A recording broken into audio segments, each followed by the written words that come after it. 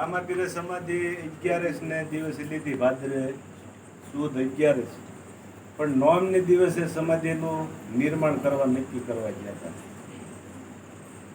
એમ જે સંતોની પરંપરા છે અને એ જ પરંપરાએ જીવમાં એ વાતને ભરેલા હતા.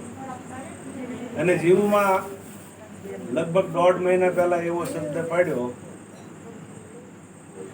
કિકરિયાવાળા મનુભાઈની આગળ અને સગનભાઈની આગળ કે મને ખોડીદાસ બાપુની બાજુમાં જ્યારે મારો દેહ પડે ત્યારે ખોડીદાસ બાપુની પડખે મારો દેહ હોમાવો જોઈએ, મારી સમાધિ ન્યા જ થાય જોઈએ.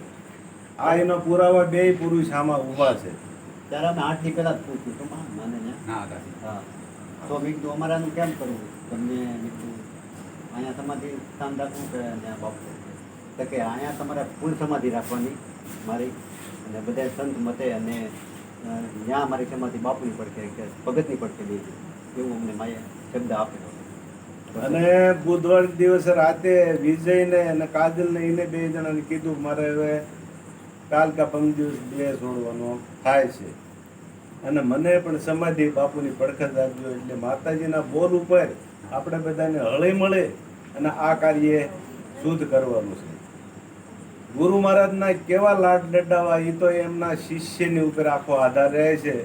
એના શિષ્ય ગુરુ મહારાજના લાડ લડાવા અત્યારે તૈયાર છે, પણ બધાને સાથ સહકાર આપી અને આ આપણા જામવાળીની અંદર જે કાર્ય આવ્યું છે એ કાર્ય ઉજળું કેમ કરીને વધારે બને એવો આપણે તમામને સાથ સહકાર આપી અને આનો ભાગીદાર બનવાનું છે. કારણ કે આ વાત છે કોઈ ઉપજાવેલી નથી, આ આદિ અનાદિની વાત છે, પણ વાયા કરતી આવે મૂળમાં જવો તો વાત છે એ ગુરુ છે. એટલે એક ગુરુ દેહથી વૈયા જાય છે, બીજાને કહેતા જાય છે કે ભાઈ આ વાત છે એ મારા ગુરુએ આપી હતી અને આજ હું આ વાત કરવાનો તમને અધિકાર આપું છું, તમને કરવાનો આપું છું.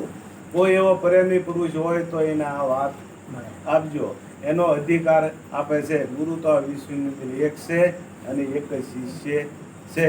એટલે આ સમાધિનું નિશાન જે નક્કી કરવાનું છે અત્યારે નક્કી કરવાનું થાય છે અને સવારમાં પાલખી ફરી અને જીવુમાની સમાધિ ખોડીદાસ બાપુની પડખે આપવાની આવે છે. તો બધાય સાથ સહકાર આપી અને સમાધિ જે ગાળવાની છે ત્યાં બધાય ફૂલડે વધાવો.